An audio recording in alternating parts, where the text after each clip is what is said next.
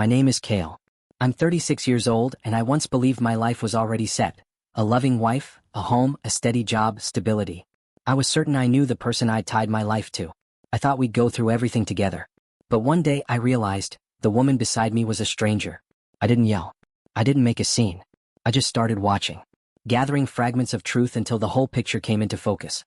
This isn't a story about passion or forgiveness. It's a story about how silence can be louder than any scream. About how you can destroy everything around a person, without ever laying a hand on them. If you've ever felt betrayal, you'll understand.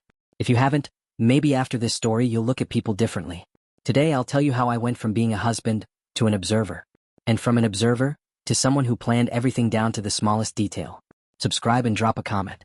What would you do if you knew the truth and had time to prepare your answer? Let's begin. My name is Kale, and just a year ago I was certain my life was complete. I lived with the woman I believed was my other half, and I was sure we could make it through anything together. We met 12 years ago when I was a sophomore and she was a freshman.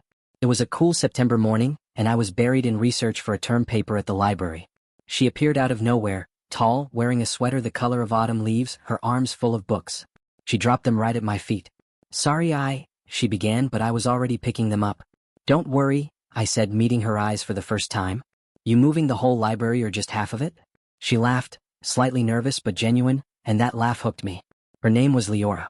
She was studying journalism, drank her coffee black, hated the cold, and dreamed of going to Italy. At first, we ran into each other by chance. In the library, in the hallways, in the little cafe near campus. One day I sat down next to her with a coffee, and we ended up talking until evening.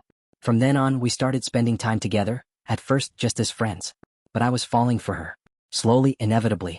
I was drawn to the passion she put into everything, whether it was studying or cooking dinner. I loved the way she tilted her head when reading, and how she laughed with her hand over her mouth. A few months later, I finally worked up the courage to ask her on a real date. We went to a small Italian restaurant on the edge of town. I was nervous, but the evening flowed so easily, it felt like we'd known each other for years. Then came walks in the rain, trips to the coast, nights in cheap motels. We saved money on everything but always found a way to afford coffee and ice cream. Once, driving through Oregon, we got caught in a storm. The car skidded and we ended up stuck on the roadside. The heater barely worked. Leora took off her scarf, wrapped it around both of us, and said, "If we freeze, at least we'll freeze together." 2 years after we met, I proposed to her. It happened in our favorite cafe at the very same table where we'd first sat together. My hands shook so badly I almost dropped the ring box. She said yes before I even finished my sentence. Wedding planning was chaotic but joyful. We saved every cent to do it all ourselves. She chose her dress, simple but elegant, with lace on the back. I rented a small estate outside the city where we could gather only our closest friends and family. On our wedding day, the sun hid behind clouds, but to me the world looked brighter than ever. I stood waiting, and when she appeared in the aisle with a bouquet of white lilies, my breath caught. She was walking toward me, and all I could think was that I wanted to grow old beside this woman. The 2 years after the wedding weren't easy. We rented a tiny apartment above a noisy bar, working double shifts to save for a home. At night, we'd sit on the floor, drink cheap wine from plastic cups, and dream of having a backyard and a garden someday. We argued over little things, made up, laughed, weathered the loss of my job and her mother's illness. Then, 7 years after we first met, we finally bought a house in the suburbs. We painted the walls together, planted our first flowers together. I thought we'd survived the hardest part. And then came that Friday. I came home early carrying a box of computer parts. Rain tapped gently on the roof, the house was warm. As I stepped into the hallway, I heard laughter from the living room. I stopped in the doorway. Leora was sitting beside Aiden, an old acquaintance of mine. His hand rested on her knee, and she was looking at him with the same tenderness she used to save for me. They didn't notice me. I stepped back, then deliberately slammed the front door to announce my arrival. "Hey," I called, taking off my jacket. "Kale?" Leora got up as if nothing unusual had happened. "We were just talking, Aiden stopped by on business." I smiled, shook Aiden's hand, walked into the kitchen and started talking about trivial things, work, traffic, the weather. She didn't know. And she wouldn't, not yet. After that Friday, I woke up the next morning in our bed next to Leora. She was sleeping peacefully, her hair spilling across the pillow, and if I hadn't known what I saw the day before, I might have thought everything was fine. I lay there listening to her steady breathing. Inside me, a quiet war was going on. One part wanted to wake her up and ask directly, the other forced me to keep silent. I chose silence. All day I behaved as usual. We drank coffee together, talked about our weekend plans, even laughed at some silly video on her phone. I didn't catch her in a lie, didn't start an interrogation. Instead, I watched closely and without being noticed. I began to notice details I had ignored before. Her phone was now always lying face down. She checked her messages more often, sometimes even stepping into another room to reply. Occasionally she would smile to herself, thinking I wasn't looking. At night, when she fell asleep, I would lie awake for a long time trying to understand what I felt. It wasn't just pain. It was the feeling that someone had quietly and carefully erased all the years of my life, as if they meant nothing.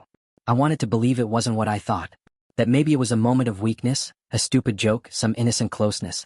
But the memory of his hand on her knee, and the way she looked at him, kept tearing through my mind over and over. A week passed. Outwardly, I hadn't changed. I made breakfast, went to work, hugged her in the evenings, asked how her day had been. But inside, I was different. I began to feel a cold distance between us, one I knew she couldn't yet sense. After that night in the garden, everything became clear. I didn't need emotions, I needed facts. If I acted on guesses alone, the whole thing could be twisted against me. I needed a stone I could throw directly at the target. I started small. Leora's phone was like an extra limb to her, always nearby, always in her hand. She even took it into the bathroom. But I knew that the strongest locks weren't passwords, they were habits. When you know someone's routines, breaking their defenses becomes much easier. I began to notice she often opened her messaging apps late at night, when we were already in bed.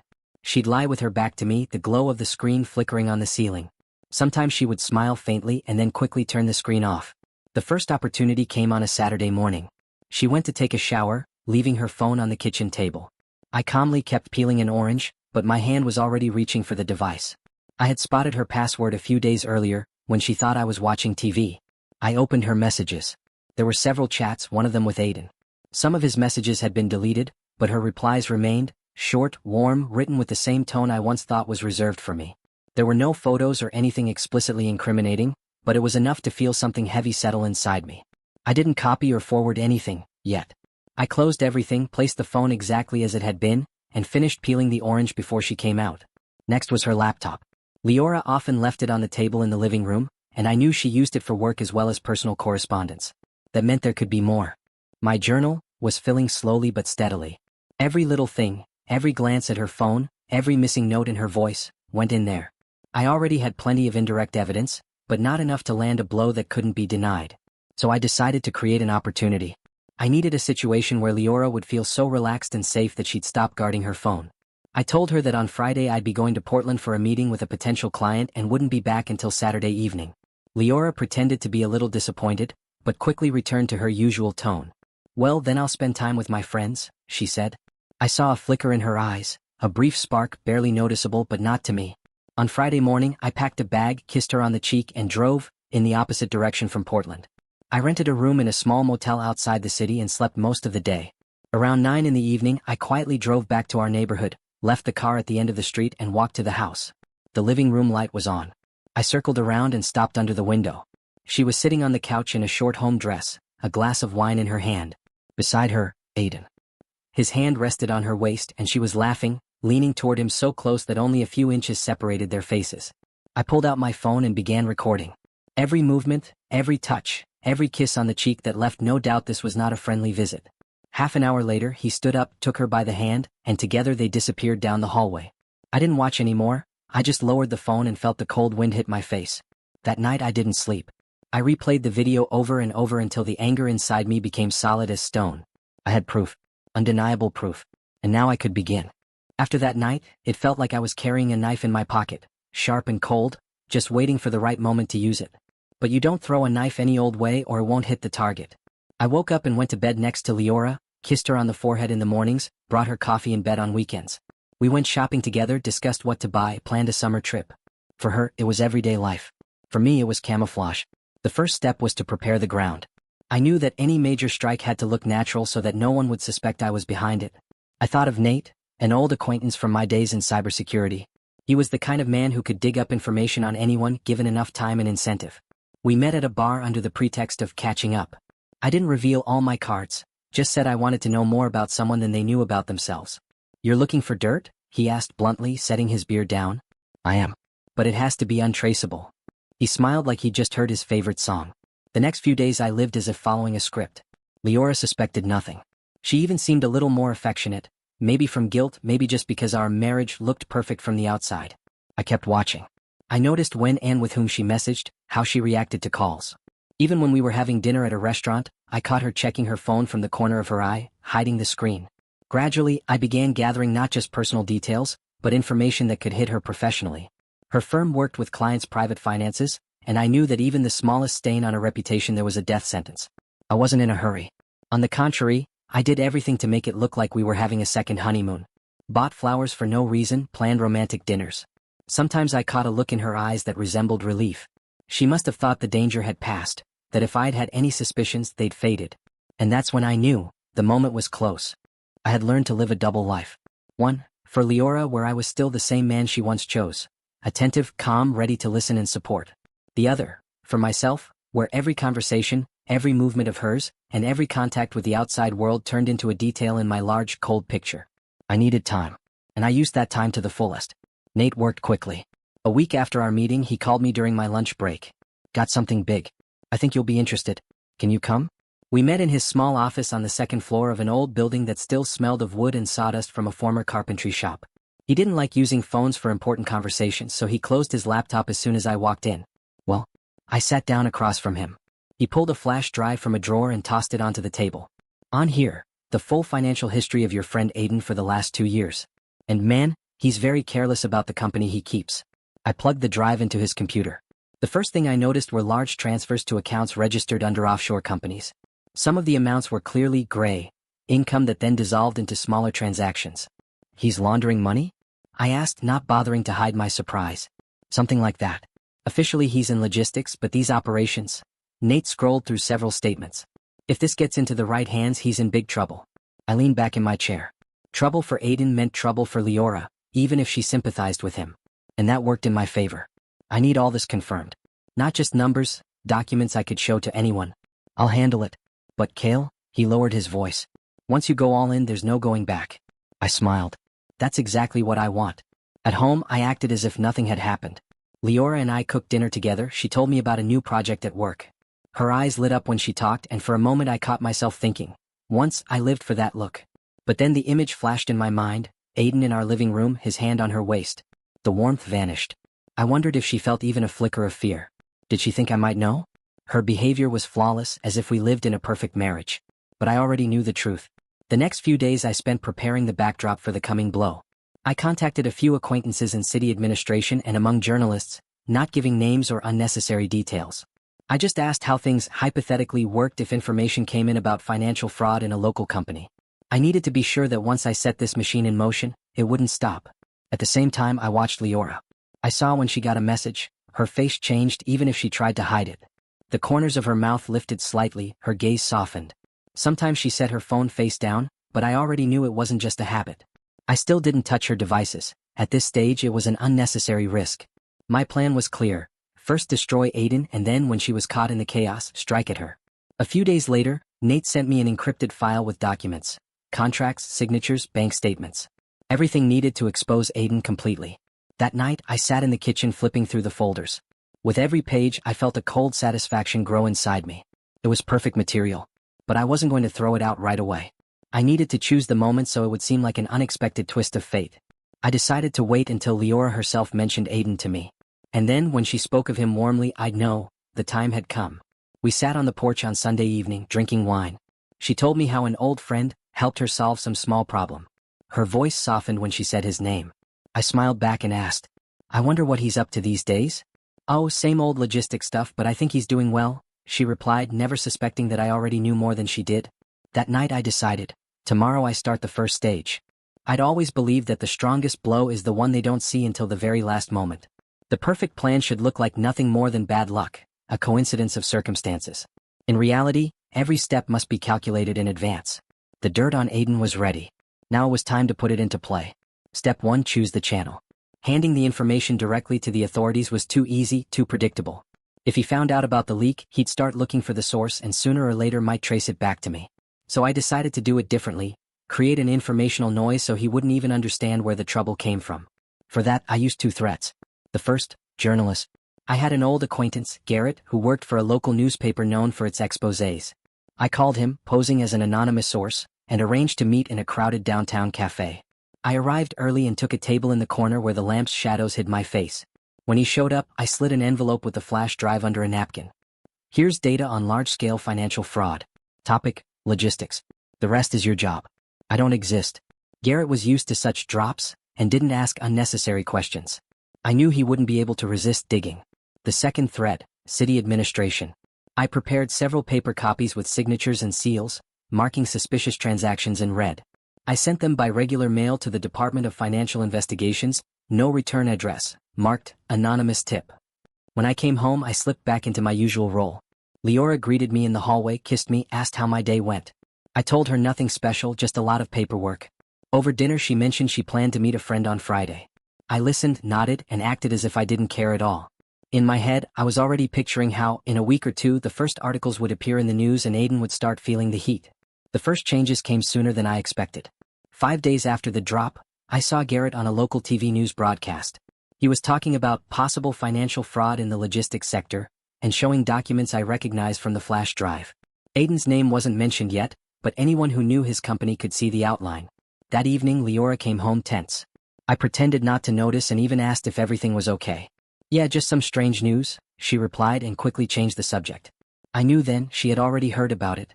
2 weeks later, the Department of Financial Investigations officially confirmed it was auditing several logistics companies. Aiden's name was on the list, though without sensational headlines, yet. I imagined him frantically searching for who might have leaked the information. But his circle of suspects was too wide.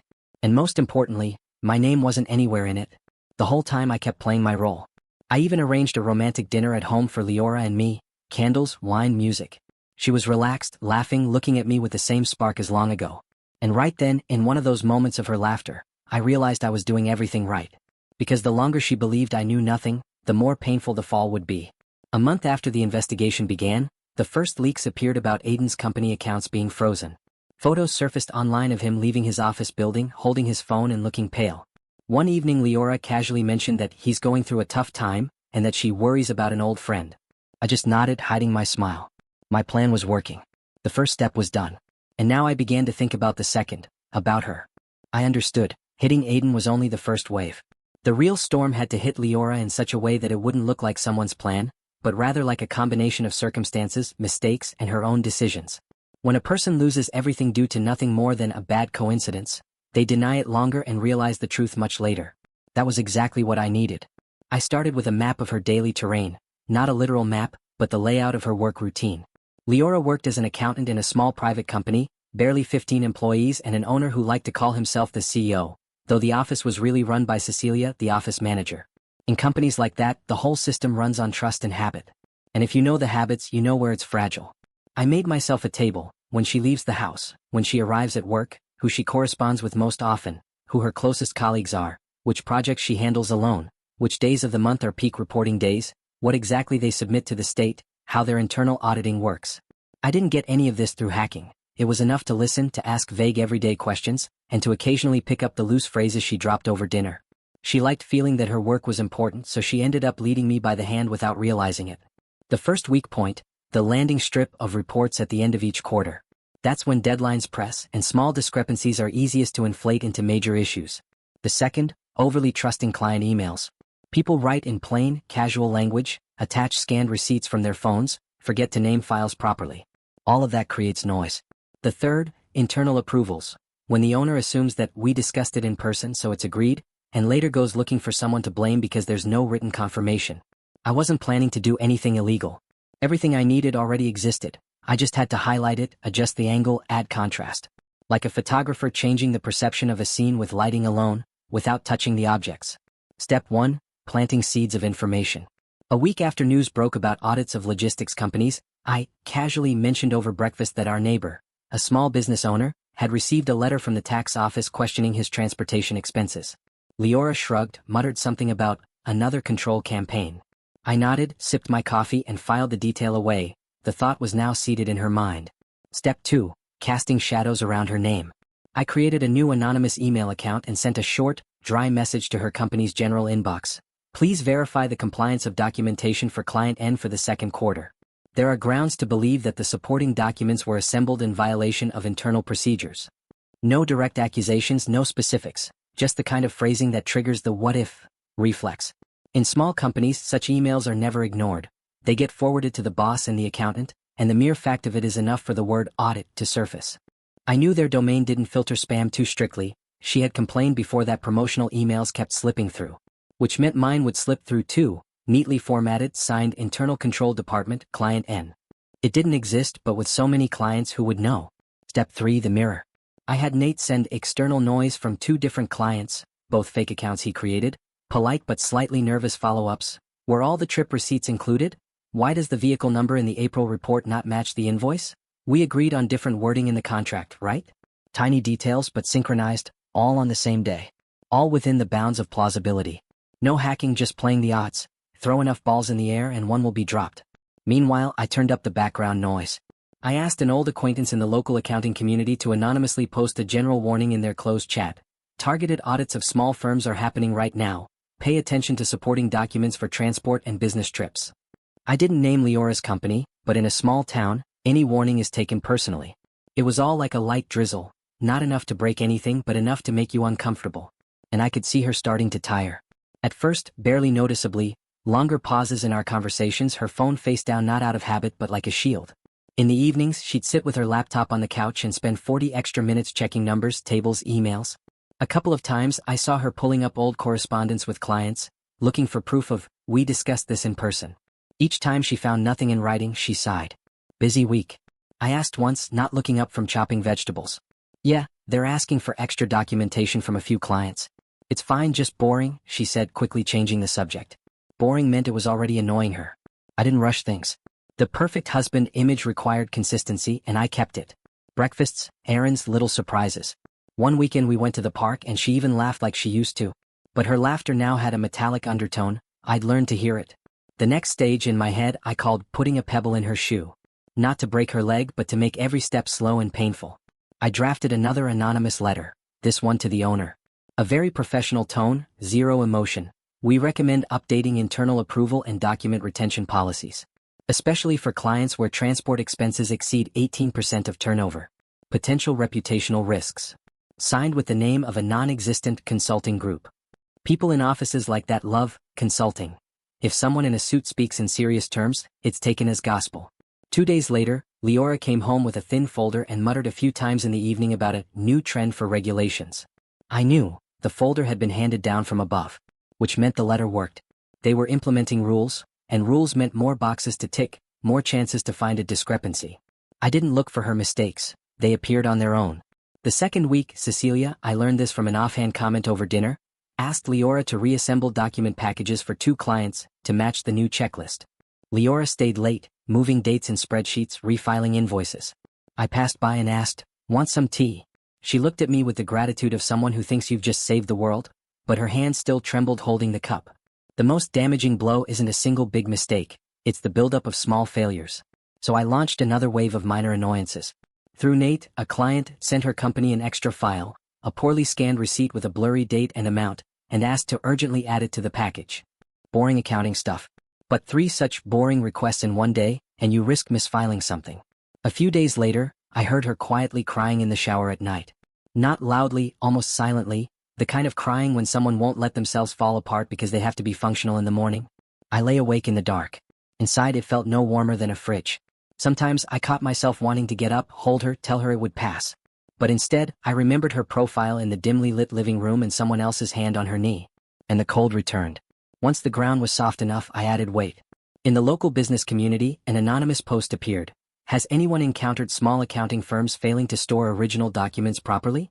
Any consequences? No names, no hints. But I knew some of their clients were among the readers. Small towns work like that. Then came the chain reaction. On Monday, Leora came home earlier than usual. She sat on the edge of the couch, stared at one spot for a long time, then smiled helplessly. We're having an internal audit. Temporary, they say. Just procedure. All right, I replied. Procedure means order. The word procedure didn't sit well with her, I could tell. Because procedure means someone from your own team is checking off boxes on your work. I wasn't in a hurry. It was important to make it look like this wasn't my doing, but a natural development. And it did look that way. Anonymous questions, legitimate clarifications, internal regulations, logical consequences. No one came at her with accusations. But a faint haze of doubt now surrounded her name. In accounting, that's the equivalent of a stain on a surgeon's white coat. A week later, Cecilia rolled out a new record-keeping system. Now every document had to be numbered, and approvals had to go through short confirmation emails. Sounded good. But the transition period was the perfect time for glitches. and glitches began. I noticed Leora checking her phone more often and smiling freely less. A few times she sent long late-night texts, probably to Aiden. I watched her fingers glide quickly over the screen and wondered if she was telling him about the audits, asking for support, and whether he knew his own roof was already leaking. I didn't interfere. I let events unfold, occasionally tossing small pebbles under the wheels. Another client email, please send a breakdown of per diems for March, the accountant needs it for clarification. Another question in the business community, is it normal for an accountant to request all receipts again for the last 3 months? Another neutral comment under a news article about audits, maybe they're just clearing the market of amateurs. Not bullets but pins. Enough pins make a hedgehog. When the first wave of internal results came in, Leora didn't say anything specific. Just a short, I'm tired. I threw a blanket over her shoulders, turned on warm lighting, made tea. We sat side by side and from the outside we probably looked like the perfect couple. Her head on my shoulder, my hand on hers. Inside I was already gone. That night, I opened a new document on my laptop and typed at the top, Stage 2. Outline. Underneath, 3 bullet points, work reputation, doubt, administrative pressure, increase, emotional fatigue, support outwardly, deepen in the background. The plan wasn't vengeful in the usual sense. No shouting, no broken dishes, no scenes. It was surgical. I marked where the tissue was already blue from lack of oxygen and carefully tightened the nearest artery. Only one thing was left before moving to the open phase, creating a situation where her name would appear in a memo not just as a cog in the machine, but as the responsible party. Not accused, responsible. A different level of pain because you signed off on the decisions now being reviewed. And I knew how to do it, barely touching anything myself. All it took was synchronizing 3 small events. A nervous client email requesting an explanation, a poorly timed internal meeting she'd enter 5 minutes late, and a dry report from the consulting group with a stock phrase, we recommend appointing a person responsible for the transport expense segment. They would appoint someone themselves. The one who always handled those packages, the most diligent. I closed the laptop and lay down beside her. She was breathing quietly, fatigue making her face softer than usual. I stared at the ceiling, thinking how long until the mask became too tight. The answer was simple, exactly as long as it took for the blow to look like fate. In the morning, I made her favorite pancakes and put an apple in her bag, so you don't forget to eat. She smiled genuinely, or maybe I wanted to believe it. Kissed me on the cheek and said, you're the best. I nodded. In my head, everything was on schedule. The emails would go out tomorrow, the meeting the day after, the recommendation by the end of the week. And then her name would be a line in a document someone would one day point to. And then I could move on to the next phase. In office politics, the hardest blows aren't orders from above. They're suggestions presented as opportunities. I'd known that for a long time. Which is exactly why the moment Leora was recommended to be appointed as the person responsible for the transport expense segment felt like a quiet victory to me. It all started with something small.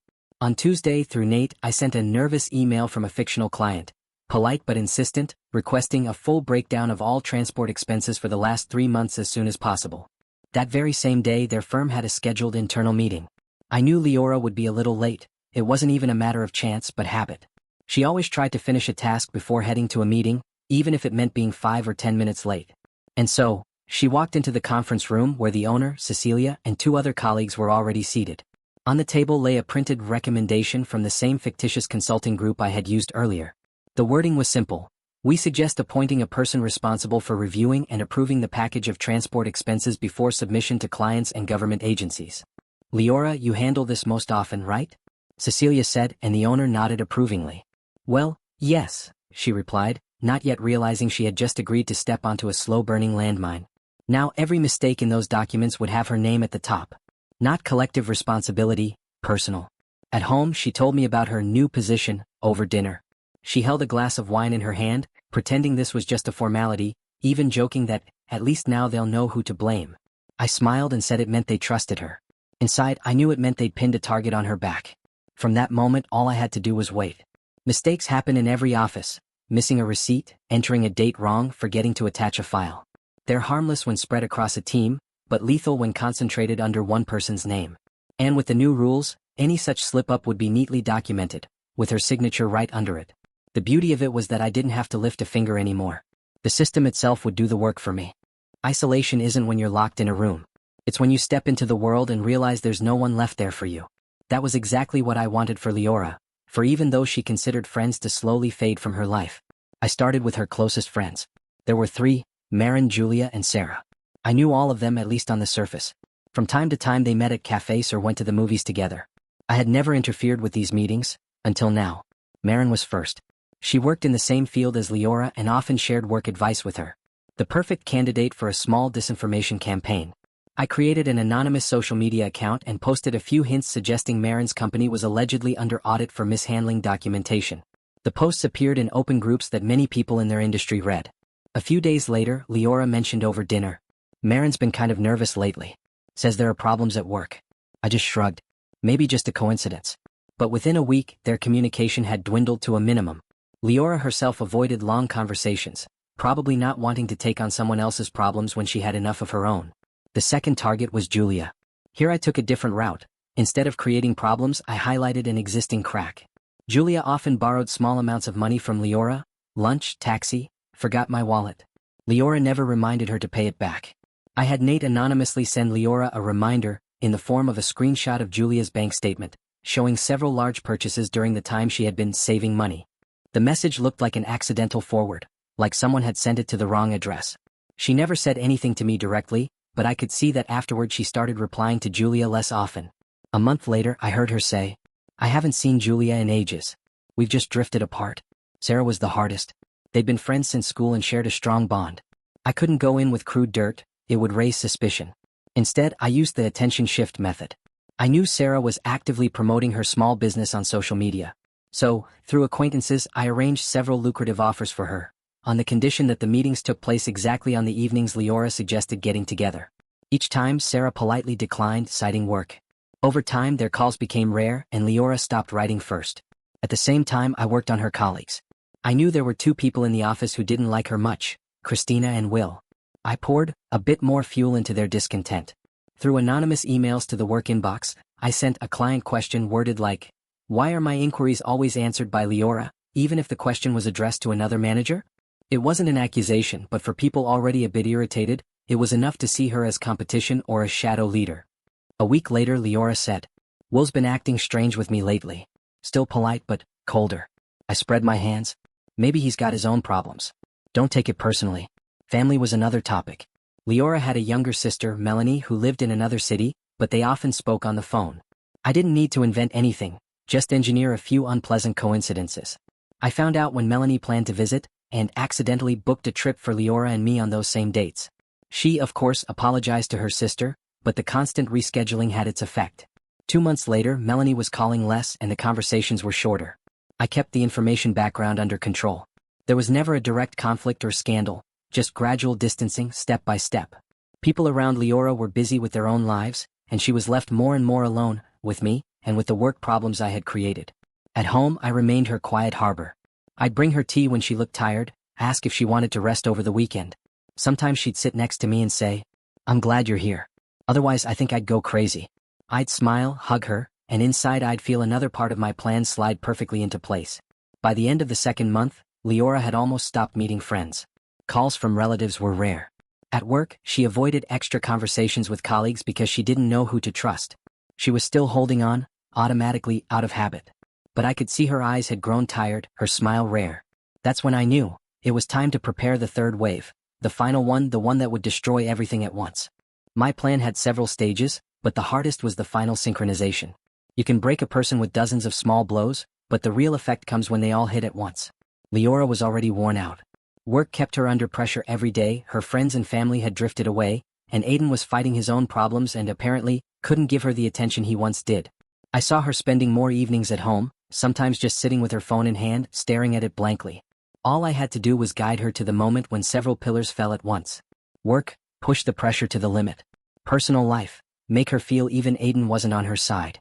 Self-esteem, create situations where she truly believed she was at fault for everything. I started with work. Through Nate, we arranged another client audit, this time looking official: forms, signatures, letterheads. It demanded that Leora's firm urgently provide a complete set of confirmations for several major projects. I deliberately chose the ones she'd worked on, but where some documents had already vanished due to the new rules. The task was impossible within the set deadline. I knew that in advance, which meant she was in for long evenings in the office, hunting for missing receipts and explaining herself to management. The second step, personal front. I knew she still saw Aiden, though less often. I decided to make their meetings a source of stress, not support. Through anonymous messages, I leaked to him that Leora complained about him to colleagues, saying he avoids problems and only thinks about himself. I didn't expect him to explode immediately, but it was enough for a crack to form. If he started asking questions, it would add more pressure on her. The third front, self-esteem. Here I used a small detail. Leora always prided herself on her attention to detail. I engineered it so that several documents she reviewed contained accidental mistakes, wrong dates, altered amounts, missing signatures. This was done through those same client letters from Nate. And when management pointed out these mistakes, she automatically took the blame, even if she wasn't responsible. At home I stayed the same man, calm, attentive, ready to listen. I even offered to drive her to work, to make things easier.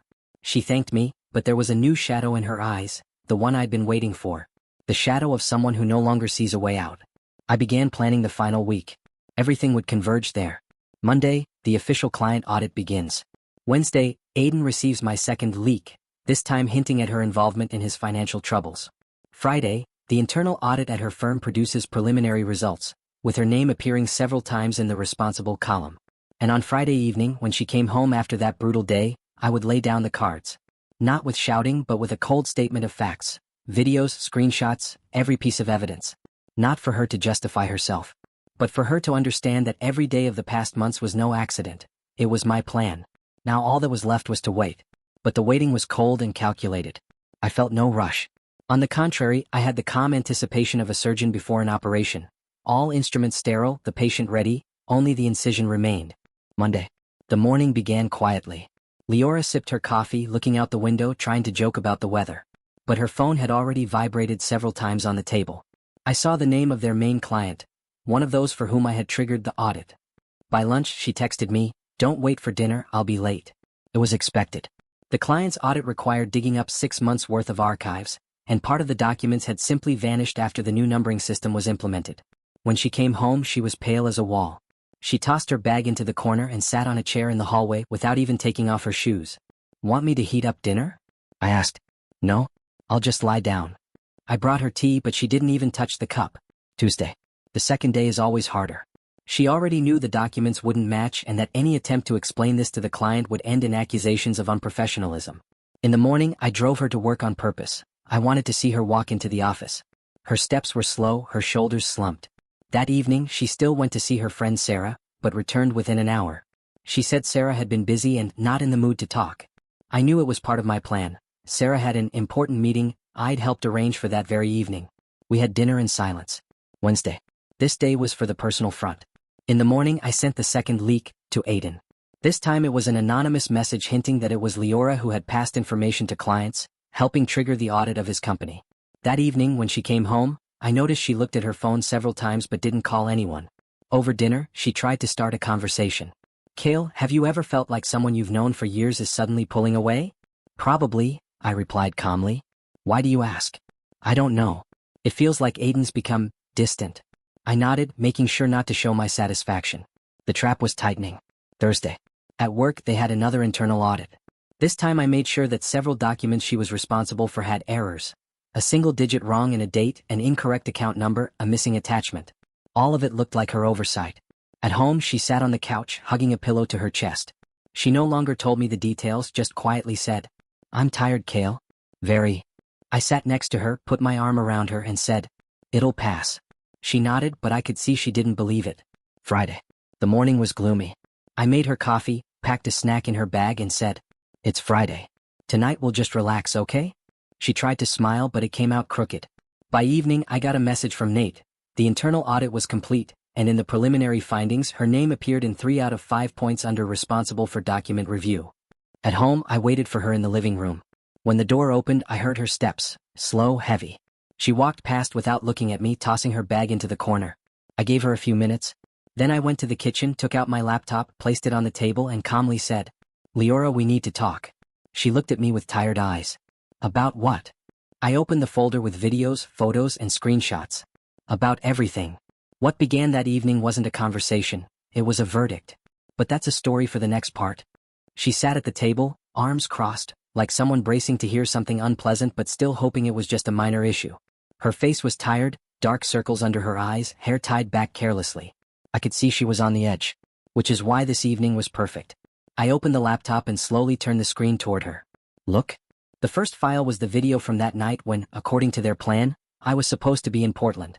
Leora watched the screen, and for the first few seconds, there was confusion in her eyes. Then recognition. The couch. She in her home dress. Aiden beside her, his hand on her waist. Her laughter. She quickly turned away. Kale, you're misunderstanding. This is just a fact, I interrupted quietly. Next. I opened the folder with chat screenshots. Her messages to Aiden, can't wait for next time, keep it a secret. I made no comments, just flipped through them. You went through my phone? Her voice cracked, not from anger but from panic. Yes. My tone was flat like a dry report. And your laptop. And your email. And I knew where you were every evening for the past few months. She pressed her lips together. The only sound in the room was the faint hum of the fridge. Why didn't you say anything? She finally asked, her voice trembling. Because I needed time.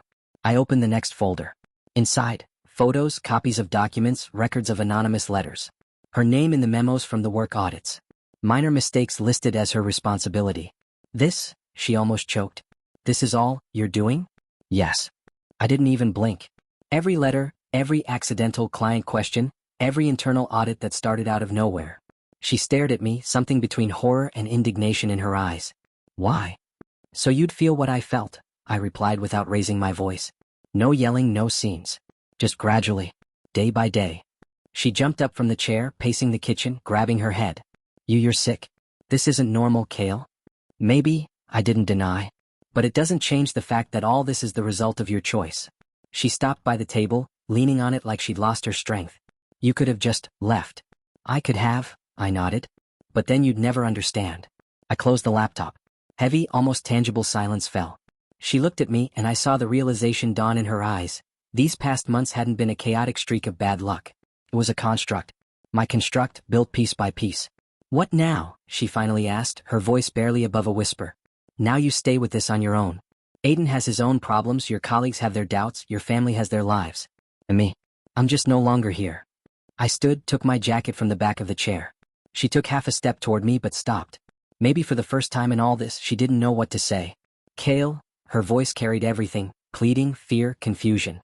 I just looked at her, and in my eyes there was neither anger nor joy. Emptiness, like in a man who's finished his work and closed the file. Goodbye, Leora. I walked out, closing the door softly without a slam. In the darkness of the street, I walked slowly. There was no sense of victory or relief. Just the cold awareness. The plan was complete. And somewhere deep down, I knew her night would be longer than any of mine. I walked out of her house without looking back. Not because I was afraid of seeing something behind me, but because there was nothing left for me there. The door closed softly without any extra sound, exactly as it should. I walked to the car slowly, unhurried, knowing I had nowhere to rush. The plan was complete. I left the hotel that same day. The anonymous walls with the same smell of cleaning chemicals were no longer needed. I rented a small apartment closer to the center, in a building without unnecessary neighbors. I picked up the keys in the evening and the first thing I did was check the locks and replace the cylinders. Not out of paranoia, just principle. Every entrance and exit had to be under my control. The place had minimal furniture. A table, a chair, a bed, a wardrobe. That was enough for me. I brought my laptop, a couple of changes of clothes, and a box with personal tools, flash drives, hard drives, cables. On the shelf in the wardrobe, I placed a sealed envelope with the documents I had used against her. Keeping them wasn't necessary, but the habit of storing the original files remained. The first night I slept deeply. No dreams. The morning began according to plan. Coffee, shower, work emails. I returned to a project I had abandoned halfway through my surveillance of her, an analytical system for a private company. I got back into the work easily as if nothing had happened. Hours of coding, a report for the client, log checks. Everything was precise. A few days later I began to rebuild my routine. I resumed my early morning runs, through empty streets lit only by occasional street lamps, in the cold dawn air. Headphones, the steady beat of a metronome in my ears, an even pace. At home, stretching, a cold shower, breakfast. I removed everything that could remind me of Leora. Even food, I stopped making the dishes we once cooked together. I played different music, removed any songs from her playlists. I cleared my phone of our messages but didn't block her number. A small, deliberate show of indifference. On the third week after leaving, I did what I had planned even before our final conversation. I changed all my work contacts, my email address, and even the messenger we once used to talk. A complete reset. In the evenings, I started going into the city. Not to meet people, just to observe. The bar on the corner that served strong black tea and always played 90s radio. The riverside park where I could sit on a bench and count the rare passing cars. People around me changed, but I stayed still like a fixed point on the map. One day I ran into Nate. He recognized me from afar, smiled, and sat down next to me. We had a beer, talked about the weather, about software updates. He didn't ask about that project, and I appreciated that. As we said goodbye, he said, "If you need me again, you know how to find me." "I won't," I replied. Work continued. Clients paid. My accounts held more than enough for a comfortable life. I wouldn't trade that stability for anything. Sometimes I thought about that evening when I closed the laptop in front of her. Not as a moment of satisfaction, more like a step in a chain of actions. Everything had gone according to plan. Data collection, infiltration, isolation, final presentation. The only thing I could have improved was speeding up the internal erosion at her job, but I had deliberately drawn out the process there. The delay had the desired effect. She hadn't realized it was all connected until I connected the dots myself. There were no what-ifs. A month later, I realized I still had the habit of monitoring. I tracked news from her company, purely as an indicator. A few times I saw her name mentioned in the context of internal changes. It didn't stir any emotion. Data was just data. By summer, I moved to a bigger apartment. Not because I needed to, but because I could afford it. I rented a corner unit with a panoramic window and a view of the river. I placed my workspace by the glass so I could watch the light change throughout the day. It helped keep my inner rhythm. In the evenings, sitting at my desk, I sometimes replayed the whole process in my head. Not as a memory of revenge, but as an analysis of a completed project. Task: remove all points of support from a person. Result: achieved. Losses: 0. I didn't look for new relationships. Not because I feared a repeat, but because I didn't need them. Freedom and control were a more reliable currency. 3 months passed. If someone had asked if I missed her, I would have answered honestly, no. The question itself didn't even register in my field of analysis. Life flowed evenly. Mornings, work, training, the occasional meeting with Nate or a couple of old colleagues. Not a single call from her all this time. Or maybe there were, but I didn't notice. One evening, I took out that envelope with the documents. Looked at it for a few seconds, then tore it into small pieces and threw them into the fireplace. The paper caught quickly, the ash scattered in a gray cloud. Everything that had been, was over. I poured myself tea, sat by the window, and started a timer on my laptop. Time began to run. The next task hadn't been defined yet, but I knew it would appear. And when it did, I would be ready again. After that conversation, I didn't expect calls or messages. And there weren't any. The silence was so dense it felt like a vacuum. No sound from her side, no hint of an attempt to explain. I returned to my new apartment and continued living by the routine I had built over the past months. Morning, run, breakfast, work. Evenings, books, occasional meetings with Nate, silence. Gradually, my muscles regained form and my mind, clarity. A week later, a court summons arrived. Leora had filed for divorce. I expected it and even felt a slight relief. I wouldn't have to initiate the process myself. The paperwork was dry, standard wording, due to irreconcilable differences. On the day of the hearing, I arrived a bit early and sat in the far corner of the courtroom. Leora came in a few minutes before it began. She wore a formal suit, her hair neatly tied back, her gaze straight ahead. She didn't look at me, and I didn't seek her eyes. Everything that needed to be said, I had said that night in her living room. The judge asked the standard questions. We both answered calmly, without emotion. There were no scenes, no arguments, no attempts to bargain for anything. We just signed the papers and walked out, each in our own direction. The whole procedure took less than half an hour. Outside, it was warm, and I caught myself walking without a destination for the first time in a long while. I just walked until I reached an old park. I sat on a bench, closed my eyes, and inhaled air that already carried the scent of spring. In the following weeks, I got rid of everything that could remind me of the past. I sold the car we had chosen together, changed my phone number, upgraded my work equipment. I returned to my old habit of going to the mountains on weekends, just as I had before her. No one asked why we had split. And those who might have knew me well enough not to. By summer, I no longer thought about her. Not because I had forgotten, but because it no longer mattered. The story was over, and I had closed it the same way you close a completed project file, put it on a shelf and never open it again. One evening, I sat by the window drinking tea, watching the city lights come on. I thought that maybe one day I'd let someone into my life again. Or maybe not. The difference didn't matter anymore. I stood, stretched, closed the curtains and went to bed.